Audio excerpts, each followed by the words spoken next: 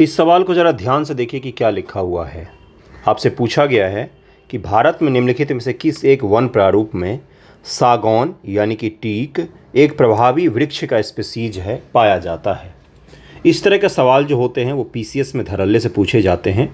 आपको इसका प्रैक्टिस करके अभ्यास करके जाना चाहिए।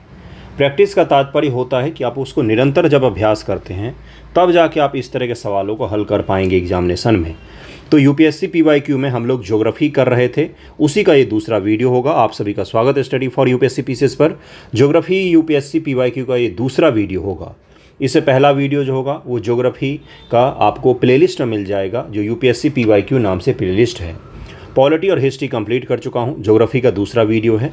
सीरियस होकर थोड़ा सा पढ़िए, केवल मास्टर के एफर्ट से आपका एग्ज़ाम का रिजल्ट नहीं होगा, आपको भी अपना एफर्ट लगाना पड़ेगा। 100%, 200%, 300% जितना दे सकते हैं दीजिए, सब कम पड़ जाएगा आपके पीटी और मेंस एग्जामिनेशन में। एग्ज़ाम बहुत कठिन है और ऐसा मौका बार बार नहीं मिलेगा। पद इतने सारे हैं कि सब लोग फॉर्म भरेंगे। कृपया अच्छे से पढ़ाई करें। पहला सवाल देखिए आज का यही है कि भारत में निम्नलिखित किस एक वन प्रारूप में सागौन एक प्रभावी वृक्ष स्पीसीज है। वन के जो अलग अलग प्रकार होते हैं, अगर आप एनसीईआरटी 7th का पढ़ेंगे तो वहाँ पर भी आपको मिलेगा, 9th के एनसीईआरटी में भी मिलेगा, और ये बहुत ही इंपॉर्टेंट होता है।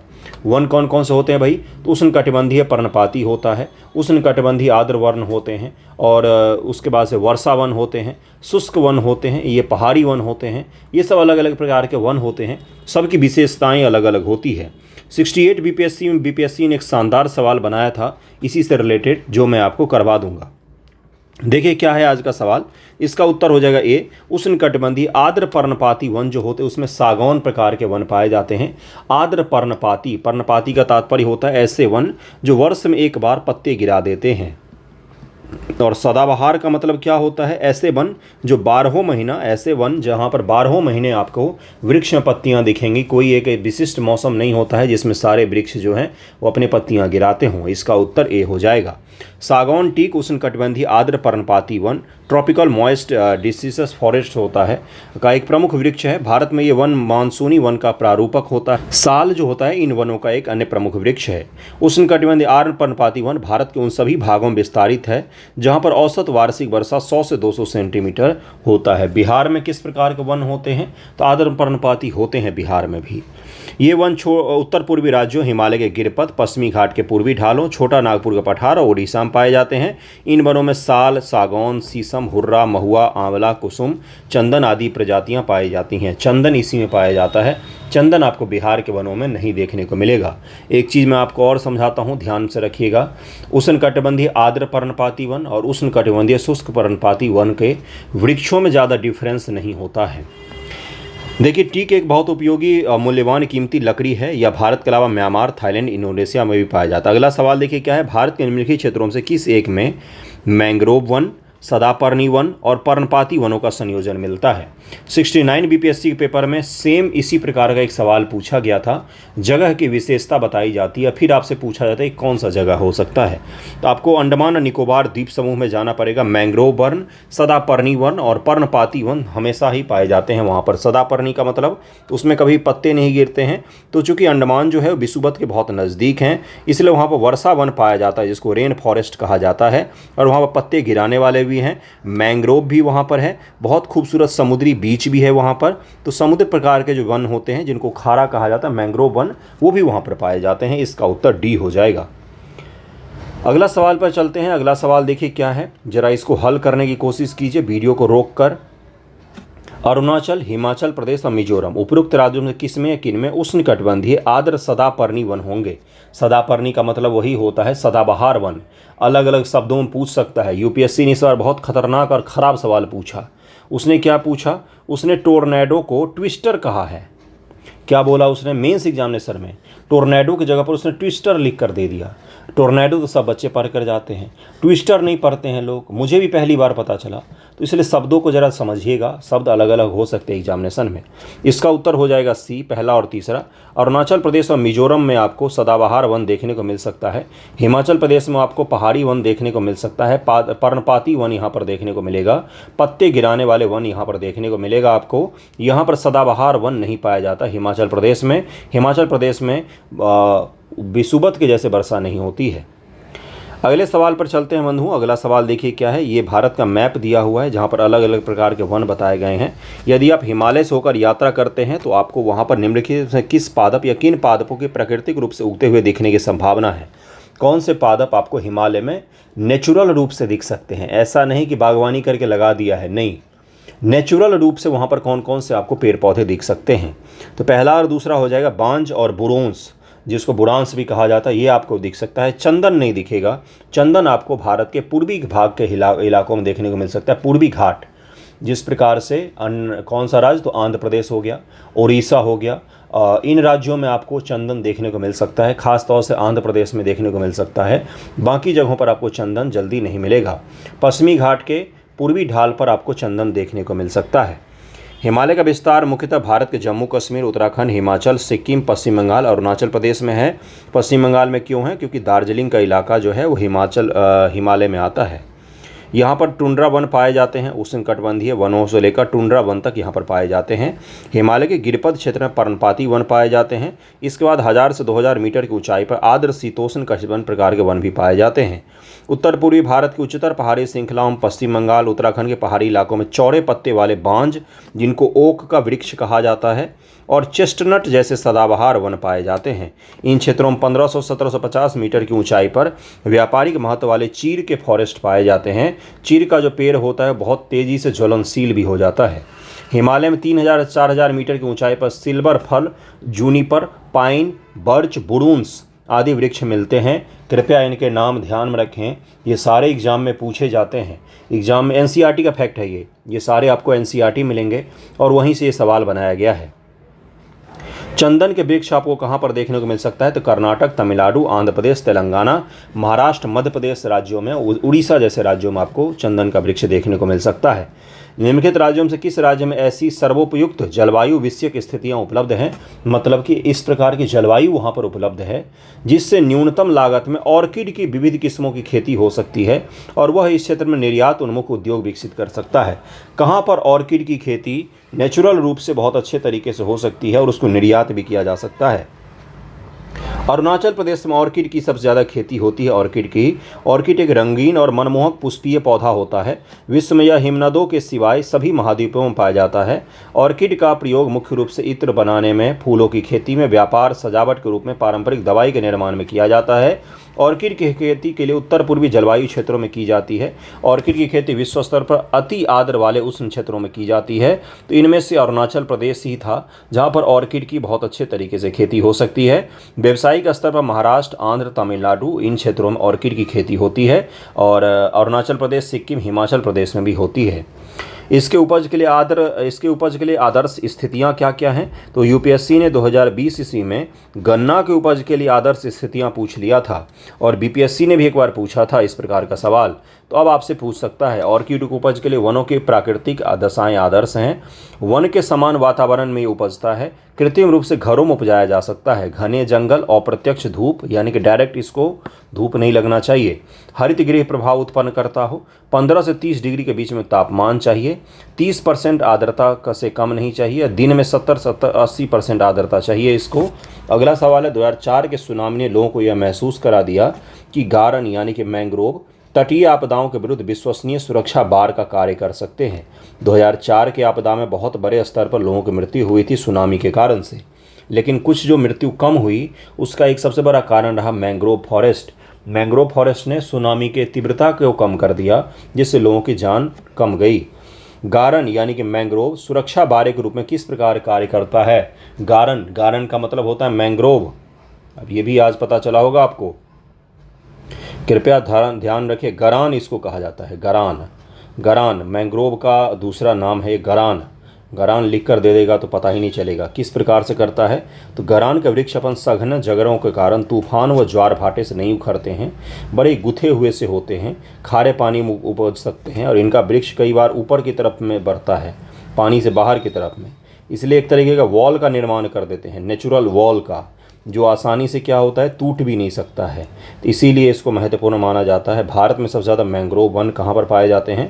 तो पश्चिम बंगाल में सुंदरवन देख सकते हैं आप। अगला सवाल है मृदा से जुड़ा हुआ सवाल बीपीएससी का फेवरेट होता है जिसमें बिहार स्पेशल के मृदा से सवाल पूछे जाते हैं। भारत में काली कपास मृदा की रचना निम्नलिखित में से किसके अपक्षयन से हुई है? तो वीदरी यानी कि फिसर ज्वालामुखी चट्टान। काली मृदा की रचना किससे होती है भाई? काली मृदा जो है ये ज्वालामुखी चट्टानों के टूटने फूटने से बनी मृदा है। भारत में मुख्य रूप से महाराष्ट्र, गुजरात इन इलाकों में पाई जाती है। काली मृदा को स्वतः जुताई की मृदा भी कहते हैं। इसकी खासियत ये होती है कि यहाँ पर कपास की बहुत अच्छी फसल होती है।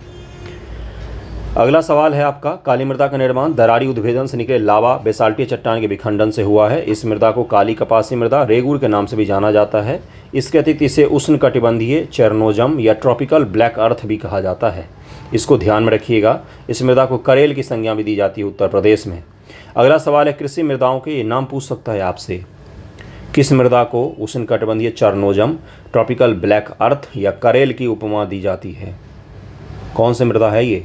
काली मृदा है ये, ध्यान में रखिएगा, पूछेगा आपसे एग्जाम में ये। कृषि मृदाओं के संदर्भ में निम्न कथनों पर विचार कीजिए। मृदा में कार्बनिक पदार्थ का उच्च अंश इसकी जल धारण क्षमता को प्रबल रूप में कम करता है। गंधक चक्र में मृदा की कोई भूमिका नहीं होती। सल्फर चक्र जो होता है उसमें मृदा की कोई भूमिका नहीं होती। कुछ चक्र आपने पढ़ा होगा, जैसे कार्बन चक्र पढ़ा होगा, जल चक्र पढ़ा होगा आपने, कैसे इसका पूरा साइकिल घूमता है। नाइट्रोजन चक्र भी पढ़ा होगा आपने। उसी प्रकार का एक और चक्र होता है जिसको कहा जाता है सल्फर चक्र। सल्फर चक्र में मिट्टी का कोई योगदान नहीं होता है, ऐसा कहा गया है। कुछ समयावधि तक सिंचाई कुछ कृषि भूमियों के लवणीभवन सैलिनाइजेशन में योगदान कर सकती है। इसका आंसर हो जाएगा बी, केवल तीसरा यहाँ पर सही है, पहला और दूसरा गलत है। मृदा में कार्बनिक पदार्थ का उच्च अंश इसकी जल धारण क्षमता को प्रबल रूप से कम करता है। जल धारण क्षमता का मतलब वो मिट्टी कितना ज़्यादा जल को धारित कर सकती है। यह कथन सही नहीं है, क्योंकि कार्बनिक पदार्थ की उच्च मात्रा से मृदा की जल धारण क्षमता बढ़ जाती है, इसीलिए पहला स्टेटमेंट गलत था। अगर मृदा में कार्बनिक पदार्थ अति होंगे, ज़्यादा होंगे, तो उसकी जल धारण की क्षमता बढ़ जाती है। इसी तरह दूसरे विकल्प में दिया गया है कि गंधक चक्र में मृदा की कोई भूमिका नहीं होती है। यह कथन भी सही नहीं है, क्योंकि सल्फर चक्र में विशाल मृद भंडार मृदा और अवसादों के भीतर ही है।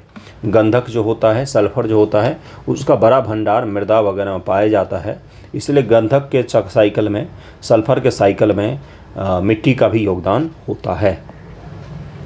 अगला सवाल है, राष्ट्रव्यापी मृदा स्वास्थ्य कार्ड स्कीम के बारे में सवाल है। सिंचित कृषि योग्य क्षेत्रों का विस्तार करना उद्देश्य क्या है इस योजना का, ये पूछा गया है। मृदा गुणवत्ता के आधार पर किसानों को दिए जाने वाले ऋण की मात्रा के आकलन में बैंकों को समर्थ बनाना, कृषि भूमि में उर्वरकों के अति उपयोग को रोकना। मृदा स्वास्थ्य कार्ड का मतलब क्या था कि आपकी मृदा को किस चीज़ की आवश्यकता है। जैसे इंसान हैं आप अगर लैब टेस्ट करवाएंगे तो अगर आपको बोलता है कि भाई इसका प्लेटलेट गिरा हुआ है, या तो फिर इसका CBC जो है, तो इसके ब्लड में शुगर बहुत ज़्यादा है, तो उससे आपके स्वास्थ्य का पता चल जाता है कि भाई क्या क्या आपको दिक्कत हो सकती है। उसी के आधार पर आपको दवाइयाँ दी जाती है। मृदा स्वास्थ्य कार्ड भी इसी कॉन्सेप्ट पर आधारित था, जिसमें मृदा की जांच की जाती है और उसका स्वास्थ्य कार्ड बनाया जाता है। उसके आधार पर उसको उर्वरक दिया जाता है, कौन से उर्वरक की उसकी आवश्यकता है, कौन से उर्वरक की आवश्यकता नहीं है, ये मृदा स्वास्थ्य कार्ड के द्वारा हमें पता चलता है, जिसमें लैंड का सैंपल लेके हम लोग जाँच पड़ताल करते हैं। तो केवल तीसरा सही हो जाएगा, पहला और दूसरा इस योजना का उद्देश्य नहीं था। इस योजना का पहला और दूसरा उद्देश्य नहीं है, इसका आंसर केवल 3 हो जाएगा। मृदा स्वास्थ्य कार्ड योजना की शुरुआत सभी राज्यों, संशासित प्रदेशों में सभी खेतों की प्रजनन क्षमता का मूल्यांकन करने, 2 साल के चक्र में किसानों को नियमित रूप से मिट्टी के स्वास्थ्य कार्ड जारी करने के लिए की गई थी। इसका ऋण के मात्रा का आकलन में बैंकों को समर्थ बनाने से कोई संबंध नहीं है, अतः इसका बी सही हो जाएगा। अगला सवाल है, भारत में मृदा अपक्षय समस्या, सारे NCERT से हैं, NCERT पढ़िएगा ध्यान से। अपक्षय का तात्पर्य होता है इरोजन, मृदा जो खराब हो रहा है उसी के बारे में पूछा गया है। मृदा अपक्षय समस्या निम्नलिखित में से किससे या किन से संबंधित है? वेदिका कृषि, वन उन्मूलन, उष्णकटिबंधीय जलवायु। तो पहले का आंसर क्या हो जाएगा? इसका आंसर हो जाएगा पहला और दूसरा से। उष्णकटिबंधीय जलवायु से मृदा अपक्षय का कोई लेना देना डायरेक्टली नहीं है। ऊपरी मृदा का एक स्थान से दूसरे स्थान पर स्थानांतरण मृदा अपरदन कहलाता है। ये जल के द्वारा हो सकता है, वायु के द्वारा भी हो सकता है, भूकंप के द्वारा हो सकता है। मृदा का जो क्या बोलते हैं लैंडस्लाइड के द्वारा भी ये घटना घटित हो सकती है। अतिचारण के कारण भी ये घटना घटी हो सकती है। ये सब कुछ कारण है जिसके कारण से क्या होता है, लैंड जो है उसका ऊपरी परत जो है वो हट जाता है और सामान्य तौर पर वो उपजाऊ होता है। मृदा अपरदन मृदा की उर्वरता को नकारात्मक रूप से प्रभावित करता है। इसे प्रोत्साहन देने वाले कारण वन उन्मूलन। अगर आप पेड़ को काट देंगे तो पेड़ के काटने से वहाँ पर जल की रफ्तार बढ़ जाएगी, और अगर तेज़ी से जल कहीं पर बहेगा तो वहाँ के मृदा के ऊपरी परत को बहा कर लेकर चला जाएगा। इसलिए पेड़ काटने से न केवल पर्यावरण को बल्कि मृदा को भारी नुकसान पहुँचता है। मृदा संरचना, तीव्र ढलान प्रवणता, खेती और जुताई की प्रणालियाँ भी प्रमुख हैं। वेदिका कृषि को सीढ़ी नुमा कृषि भी कहा जाता है। ऐसी कृषि प्रणाली में ढाल युक्त भूमि में समोच्च रेखाओं के सहारे भूमि का समतलीकरण कर वेदिकाओं का निर्माण किया जाता है, और यह कृषि प्रणाली मृदा अपरदन को रोककर मृदा संरक्षण को बढ़ावा देती है। वेदिका कृषि जो है ये क्या करती है, तो ये कहीं न कहीं मृदा को संरक्षित करती है, सुरक्षित करती है। पहाड़ों में आपको देखने को ये मिल सकता है। अगले सवाल पर चलते हैं। अगला सवाल क्या है, मृदा की लेटेराइट मिट्टियों के बारे में पूछा गया है। भारत की लेटेराइट मिट्टी, लेटेराइट मिट्टी जब भी आए तो एक शब्द झट से दिमाग में आना जाना चाहिए, high temperature, high temperature, temperature और हाई, और उसके अलावा वर्षा की मात्रा भी बहुत ज़्यादा होगी। यहाँ पर वर्षा ज़्यादा और तापमान ज़्यादा, वहाँ पर आपको लेटेराइट प्रकार की मृदा देखने को मिल सकती है। और कैश क्रॉप जो नकदी फसल होते हैं उनके लिए बड़ा ही सुंदर होता है। मसालों, कॉफ़ियों इत्यादि के उत्पादन के लिए बड़ा ही सुंदर माना जाता है इसको। ये साधारणतः लाल रंग की होती है। ये नाइट्रोजन और पोटास से समृद्ध होती है। उनका राजस्थान और उत्तर प्रदेश में अच्छा विकास हुआ है। इन मिट्टियों में टैपियोका और काजू की अच्छी उपज होती है। इसका आंसर क्या हो जाएगा, सी हो जाएगा। पहला और चार सही है। दूसरा को आप तीसरा को काट सकते थे आसानी से। मैंने पहले ही बताया आपको कि हाई टेम्परेचर और हाई रेनफॉल, तो कहाँ से राजस्थान में हाई रेनफॉल है, उत्तर प्रदेश में हाई टेम्परेचर हाई रेनफॉल दिखता है आपको। बहुत तेज़ वर्षा होती है, बहुत ज़्यादा। कहाँ पर होती है, तो दक्षिण के राज्यों में होती है, तो वहाँ पर आपको ये देखने को मिल सकता है। तो इसका आंसर 1 और 4 हो जाएगा। लेटराइट मृदाएं उच्च तापमान और भारी वर्षा के क्षेत्रों में विकसित होती है। ये मृदाएं उष्णकटिबंधीय वर्षा, आर्द्र और शुष्क ऋतुओं की बारंबारता के कारण हुए तीव्र निक्षालन का परिणाम होती हैं। वर्षा के साथ चूना तथा सिलिका तो निक्षालित हो जाते हैं, बह जाते हैं, लेकिन लोहे के ऑक्साइड और एल्यूमिनियम की यौगिक से भरपूर मृदाएं शेष रह जाती हैं।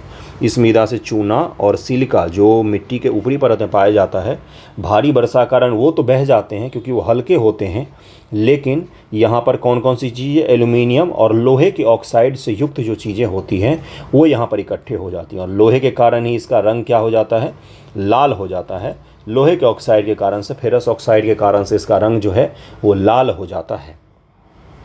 लेटराइट मृदाओं में जैव पदार्थ नाइट्रोजन, पोटास, फॉस्फेट व कैल्शियम की कमी होती है। लौह ऑक्साइड और एल्यूमिनियम ऑक्साइड की अधिकता होती है। कृपया इसको ध्यान में रखें। लेटराइट मृदाओं का विकास मुख्य रूप से प्रायद्वीपीय पठार के उत्तरी क्षेत्रों में हुआ है। पश्चिमी घाट, पूर्वी घाट, राजमहल पहाड़ी, सतपुरा, बिंद के शिखर पर इसका पर्याप्त विकास हुआ है। ये मिट्टियाँ उत्तर प्रदेश, राजस्थान में नहीं मिलती है। तमिलनाडु, आंध्र, केरल में काजू, टैपियोक, मसाले आदि की खेती यहाँ पर होती है, जो मैंने आपको पहले ही समझा दिया था। अगला सवाल है, भू संरक्षण के परिरेखा बंधन विधि का उपयोग कहाँ पर किया जाएगा, कहाँ के लिए किया होता है। परिरेखा विधि अब नहीं पता होगा, और सेम यही भाषा खराब भाषा है, ये बहुत गंदी हिंदी है, ये क्लिष्ट हिंदी बोलते हैं। आता हुआ सवाल भी आप नहीं कर पाएंगे, ऐसा ही एग्ज़ाम में भी दे देगा, क्योंकि वो तो कॉपी कट पेस्ट कर देगा बीपीएससी। तो इसको देखिए ज़रा क्या इसका मतलब होता है। इसको कंटूर बंडिंग कहा जाता है। ये क्या होता है देखिए यहाँ पर, इसका आंसर हो जाएगा डी, उपयुक्त में से कोई नहीं होगा।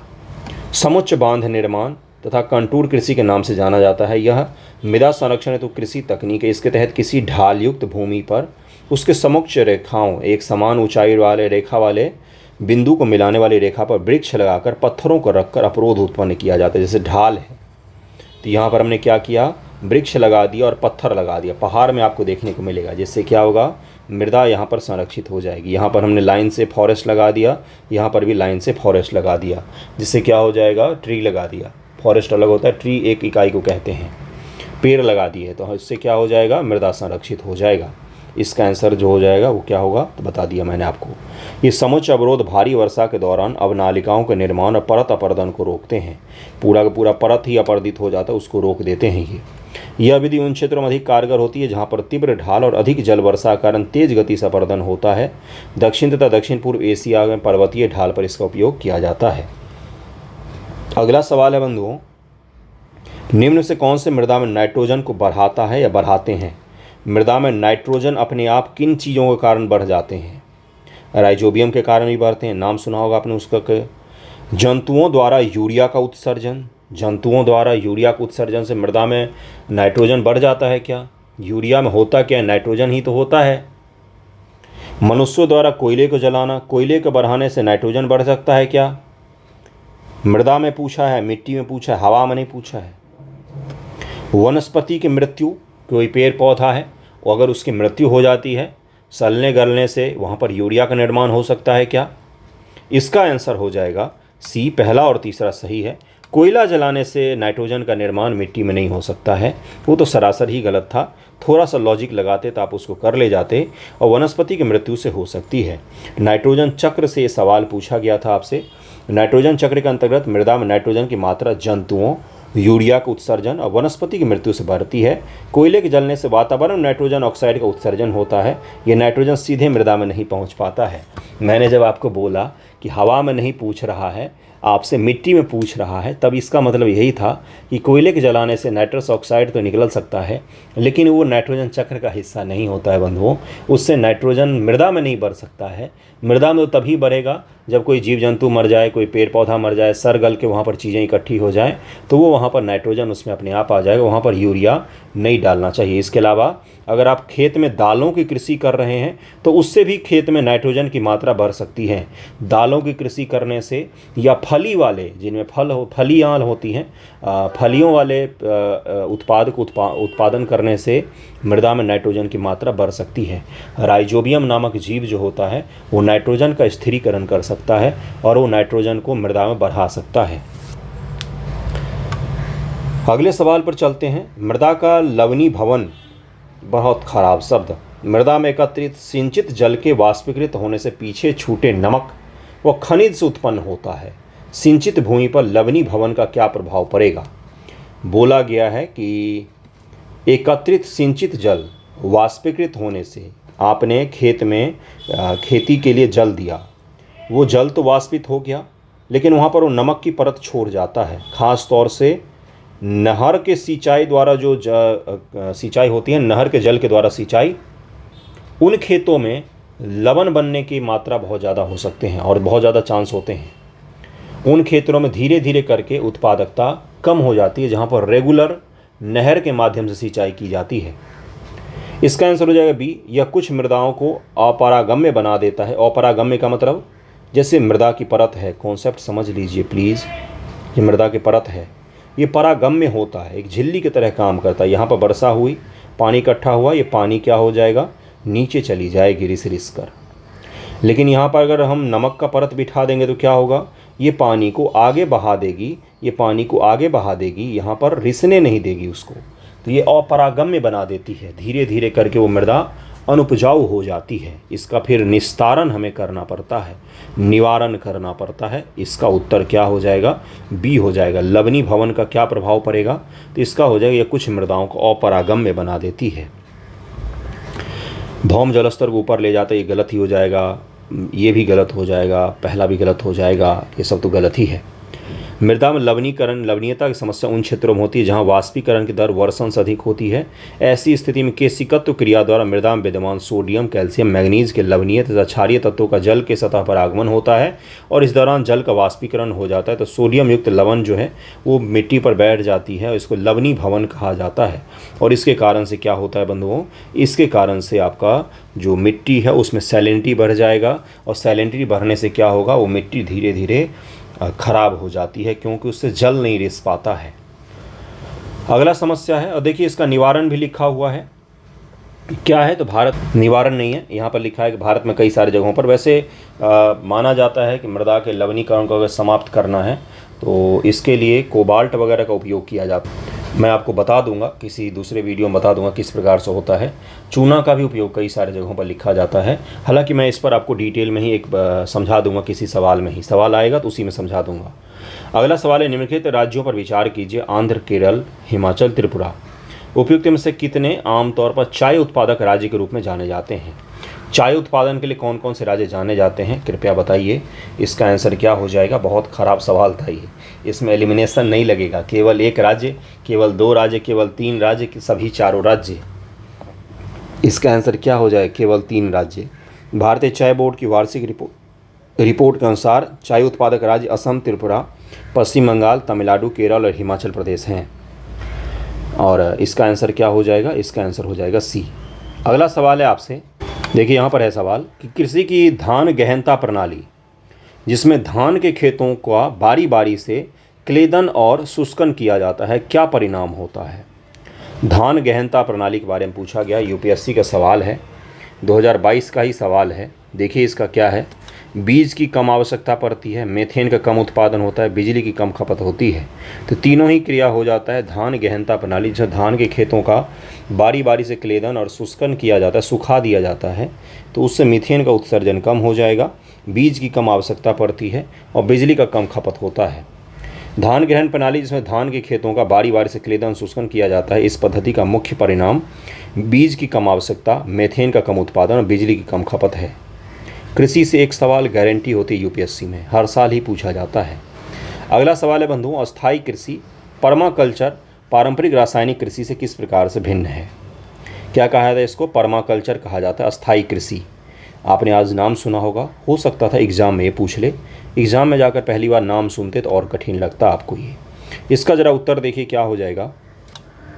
अस्थायी कृषि एक धान्य कृषि पद्धति को हतोत्साहित करती है, किंतु पारंपरिक रासायनिक कृषि में एक धान्य कृषि पद्धति की प्रधानता होती है। पारंपरिक रासायनिक कृषि के कारण मृदा की लवणता में वृद्धि हो सकती है, किंतु इस तरह की परिघटना अस्थायी कृषि में दृष्टिगोचर नहीं होती है। पारंपरिक रासायनिक कृषि अर्धशुष्क क्षेत्रों में आसानी से संभव है, किंतु ऐसे क्षेत्रों में अस्थायी कृषि इतनी आसानी से संभव नहीं है। तो इसीलिए तीसरा स्टेटमेंट दिया है, क्योंकि जो पारंपरिक अस्थायी कृषि होती है, जिसको पर्माकल्चर कहा जाता है, ये देश के किसी भी हिस्से में आसानी से परफॉर्म किया जा सकता है। क्या होता है मैं बताऊंगा आपको, 1, 2, 4 इसका सही दिया है, जरा समझते हैं। प्राकृतिक पारिस्थितिक तंत्र के अंतर संबंधों और स्थिरता को प्रतिबिंबित करती है। पर्माकल्चर भूमि का सर्वोत्तम उपयोग करने का एक प्रयास है, ताकि भविष्य में आने वाली पीढ़ियां उत्पादक तरीके से भूमि का उपयोग जारी रखें। यह सस्टेनेबल एग्रीकल्चर का एक तरीका होता है। पर्माकल्चर एक धान्य कृषि को हतोत्साहित करता है। खाद्यान्न, फलों, सब्जियों को एक विस्तृत श्रृंखला को उगाने के लिए इस तरह के खाद्य टोकरी का विस्तार कर देता है, कि मतलब आप एक ही फसल को बार बार मत उपजाइए, एक ही फसल को एक बार मत उपजाइए, एक साथ आप कई सारे फसलों को भी उपजा सकते हैं। पर्माकल्चर विधियों का अनुप्रयोग और पर्माकल्चर तकनीक, जैसे कि प्राकृतिक मल्चिंग, वर्षा जल संचयन, मिट्टी के गुणों में सुधार, मिट्टी में कार्बनिक पदार्थ की मात्रा बढ़ाने, मिट्टी की लवणता को कम करने में एक स्पष्ट भूमिका निभाता है। मल्चिंग फसल की उपज में सुधार करता है, पानी के उपयोग को अनुकूलित करने में मदद करता है। सस्टेनेबल एग्रीकल्चर का तरीका है जिसमें एक से ज़्यादा क्रॉप्स को बोया जाता है खेत में, जिससे क्या हो, जिससे आपको खूब सारे मात्रा में अलग अलग प्रकार के क्रॉप्स भी प्राप्त हो जाएं, और उसके साथ साथ मिट्टी की स्वास्थ्य भी अच्छी हो जाए, मिट्टी का स्वास्थ्य खराब ना हो। ये एक धान्य कृषि की जगह पर बहुधान्य कृषि को प्रधानता देता है। बहुधान्य का मतलब होता है मल्टी क्रॉप को आप एक बार में क्या करें, तो एक बार में कृषि करें, तो उसी को कहा जाता है पर्माकल्चर। निम्न से कौन सी फसल न्यूनतम जल दक्ष यानी कि लीस्ट वाटर एफिशिएंट फसल है? तो यह है गन्ना। आपका गन्ना एक नगदी फसल है, जिसके उत्पादन के लिए 75 से 150 सेंटीमीटर वार्षिक वर्षा की आवश्यकता होती है। 1 किलोग्राम गन्ने के उत्पादन में 210 लीटर पानी खर्च होता है। 1 किलोग्राम गन्ने के उत्पादन में 210 लीटर पानी लगता है। वही सूरजमुखी प्रति किलोग्राम उत्पादन 7 से 9 लीटर पानी खपत होती है। बाजरा तो शुष्क इलाकों में हो सकता है, और इसीलिए इसको क्या कहा जाता है, लीस्ट वाटर एफिशिएंट, न्यूनतम जल दक्ष है ये। धान में भी बहुत ज़्यादा पानी लगता है आपको। धान और गन्ना ये सब ऐसी फसलें हैं जहाँ पर बहुत ज़्यादा पानी लगता है आपको, तब जाकर आपको प्राप्त होता है ये, इसीलिए इसको लीस्ट वाटर एफिशिएंट कहा जाता है। अगला सवाल है, बहुत ही कठिन सवाल है, ये सब कुछ कठिन सवाल आपको मिलेंगे। मोरिंगा सहजन का वृक्ष एक फलीदार सदापर्णी वृक्ष होता है। मोरिंगा आपने अपने आस पड़ोस में देखा होगा। मोरिंगा ड्रमस्टिक कहा जाता है शायद उसको, पता नहीं क्या कहा, इसी तरह का कुछ नाम है। सांभर बनाने वगैरह में यूज किया जाता है। इमली का पेड़ दक्षिण एशिया का स्थानिक वृक्ष है। इमली का नाम सुनते मुँह में पानी आ गया होगा। भारत में अधिकांश इमली लघु वनो उत्पाद के रूप में संग्रहित की जाती है। भारत इमली और मोरिंगा के बीज निर्यात करता है। मोरिंगा और इमली के बीजों का उपयोग जैव ईंधन के उत्पादन में किया जा सकता है, बायोफ्यूल के निर्माण में किया जा सकता है। तीसरे का आंसर क्या हो जाएगा? 3, 4, 5 सही है यहाँ पर, पहला गलत है यहाँ पर। मोरिंगा सहजन वृक्ष एक फलीदार पर्णपाती वृक्ष है। यह वृक्ष उष्णकटिबंधीय और उपोष्णकटिबंधीय क्षेत्रों व्यापक रूप से खेती की जाने वाली फसल होती है।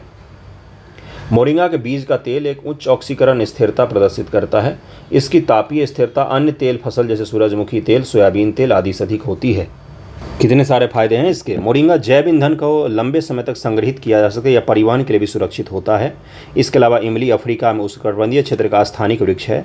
इस खट्टे मीठे फल का उपयोग बड़े पैमाने पर खाद्य व पेय पदार्थों में बनाने में किया जाता है, खाने में भी उपयोग किया जाता है। दक्षिण भारत में, उत्तर भारत में तो नहीं प्रचलित है ये, दक्षिण भारत में इसका बहुत ज़्यादा उपयोग किया है। तो उत्तर भारत में केवल गोलगप्पे में इसका उपयोग किया जाता है, लेकिन दक्षिण भारत में इसका रोज़ भोजन में उपयोग किया जाता है, क्योंकि गर्म जलवायु होती है वहाँ की, तो उनको खट्टा चीज़ खाना पड़ता है धूप से बचने के लिए। ठीक है। उल्लेखनीय कि भारत से लगभग 60 देशों में इमली का निर्यात किया जाता है। साथ ही दुनिया के लगभग 80% मोरिंगा भारत की आपूर्ति भारत ही करता है। किसका? तो 80% मोरिंगा की और इमली की। ठीक है। कृषि और फर्टिगेशन, फर्टिलाइजर और इरिगेशन, दो शब्दों को मिला दीजिए। ये बड़ा कठिन सवाल था उस समय का, 2020 यूपीएससी पीटी का बड़ा ही कठिन सवाल था। फर्टिलाइजर और इरिगेशन, सिंचाई और उर्वरक, उन दोनों को मिला दिया तो उसको फर्टिगेशन नाम दे दिया। 2020 में कृषि से खूब सवाल पूछे थे। सिंचाई जल की क्षारीयता का नियंत्रण संभव है। रॉक फॉस्फेट और सभी अन्य फॉस्फेटिक उर्वरक का सफलता के साथ अनुप्रयोग संभव है। पौधों के लिए पोषक बढ़ी हुई मात्रा में सुलभ किए जा सकते हैं। रासायनिक पोषकों के निक्षालन में कमी संभव है। फर्टिगेशन के क्या क्या लाभ हैं? तो इसका आंसर हो जाएगा सी, 1, 3, 4 सही है। फर्टिगेशन प्रक्रिया जिसमें उर्वरक को ड्रिप या स्प्रे सिंचाई प्रणाली में जल के साथ विस्तारित किया जाता है। हमने सिंचाई करने वाले पाइप में ही खाद मिला दिया तो सबको पहुंच जाएगा, वही पूछा गया है यहाँ पर। तो ड्रिप इरिगेशन में हमने क्या किया? खाद डाल दिया है। फर्टिगेशन विभिन्न लाभ इस प्रकार हैं। उर्वरक उपयोग की दक्षता में सुधार, पोषक तत्वों की उपलब्धता को बढ़ाना, वृद्धि और उपज को प्रभावित किए बिना 20 से 40% उर्वरक बचा लेता है। इसके अतिरिक्त इससे सिंचाई जल की क्षारीयता का नियंत्रण भी संभव हो सकता है। तो इसका ज़रूर ध्यान रखिएगा। 1, 3, 4 सही है यहाँ पर। दूसरा गलत है क्योंकि रॉक फॉस्फेट वगैरह का इसमें उपयोग नहीं किया जा सकता है। 31 मिनट का वीडियो हो गया है। इसके बाद वाले वीडियो हम लोग शून्य जुताई खेती वगैरह पढ़ेंगे। बहुत ही इंपॉर्टेंट रहा होगा आपके लिए वीडियो, कुछ तो सीखा होगा आपने। सीखने पर, पढ़ने पर ध्यान दीजिए। ऐसा मौका बार बार नहीं आएगा। बाद में अफसोस इस चीज़ का अगर आप करेंगे तो बुरा लगता है किसी को भी कि इतना अच्छे सीट आए थे और पीटी नहीं हो पाया। तो इसलिए पढ़ लीजिए और पढ़ लीजिए, जितना हो सके पढ़ लीजिए। Thank you so much.